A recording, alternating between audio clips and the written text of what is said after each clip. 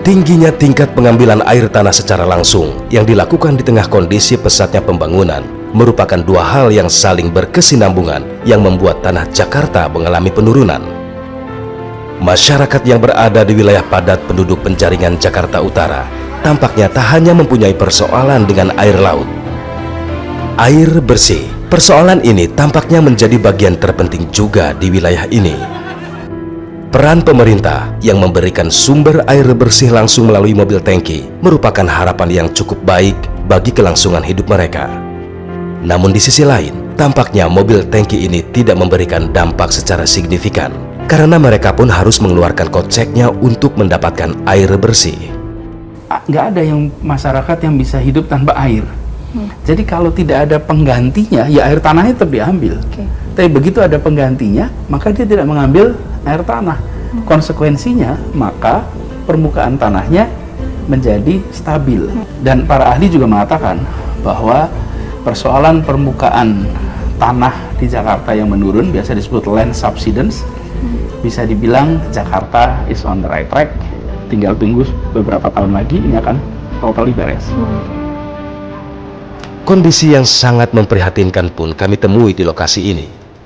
Menjelang senja, air laut mulai memasuki perkampungan. Kampung Baru Dadap, Tangerang. Lokasi inilah yang kami datangi saat ini. Tak banyak aktivitas warga yang kami temukan ketika kami menginjakan kaki di sini. Langkah kami pun diiringi dengan masuknya air laut ke beberapa rumah warga. Air yang mengenangi kawasan ini berasal dari laut yang merupakan satu garis pesisir dengan Teluk Jakarta. Sepi. Banyak rumah yang sudah ditinggal penghuninya lantaran air laut yang mengenangi rumahnya tak kunjung usai. Senja semakin tinggi, malam pun menghampiri kami di tanah ini.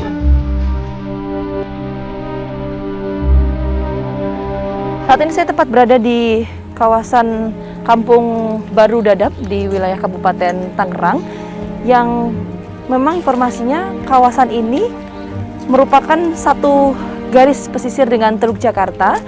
Dan kalau bisa saya gambarkan, lokasi saya berdiri ini jaraknya 300 meter, sekitar 300 meter dengan laut. Dan kalau yang Anda lihat pemirsa, ini, nah, gendangan air yang ada di sini ini merupakan luapan dari air laut yang kemudian menerjang wilayah pemukiman warga hingga mengakibatkan rumah seperti yang Anda lihat tepat di belakang saya saat ini pemirsa.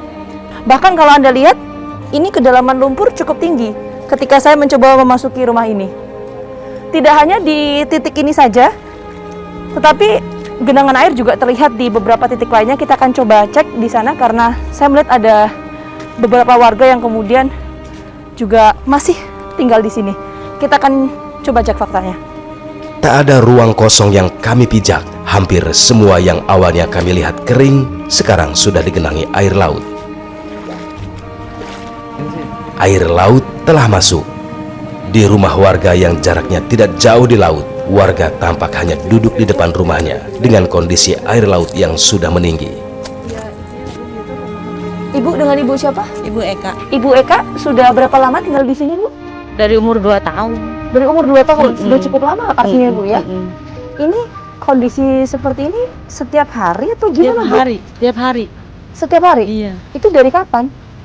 Mulai jam 1 mulai gede gitu sampai malam. Jam 1 apa? Siang. Siang? Ini termasuk yang parah atau gimana? Enggak, ini mah enggak parah. Enggak parah? Enggak parah.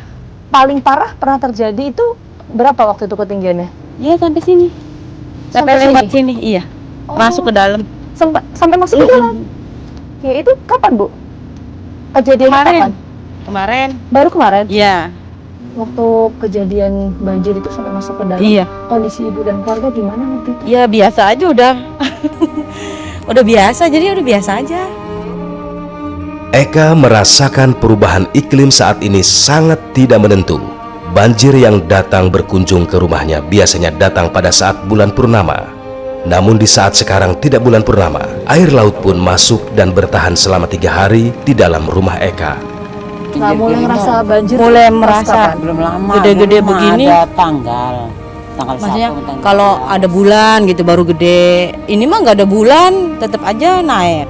Pokoknya ini mah udah nggak beraturan lah banjirnya. Langkah kami pun semakin berat karena perjalanan di dalam air yang semakin dalam. Tampak sosok wanita tua yang duduk dengan kaki terendam di depan pintu rumahnya. Rumina, sosok wanita tua yang hidup seorang diri di dalam rumah yang kadang diterjang banjir ketika air laut pasang. Kalau banjir di sini tuh sampai seberapa sih Bu biasanya Bu? Kalau pas masuk? Pas ini hutan ini aja tuh hancur semua ini. Motor apa semua tuh pada ditarik-tarik. Bahkan di tembok juga bolong-bolong ya Bu ya? Iya, pada hancur kena itu air asin. Kita boleh coba, Ibu kalau tidur di mana? Ibu tidur di belakang, di sini paling buat sholat. Oh di sini tempat tidur sholat. Iya. Ini sempat nggak Bu? Kalau saya ngeliat kan ini ada bolong-bolongan Bu di Iya. sini. Kalau Berapa? hujan ya Kalau hujan bocor. gimana? Ya bocor. Kalau hujan bocor Bu? Bocor.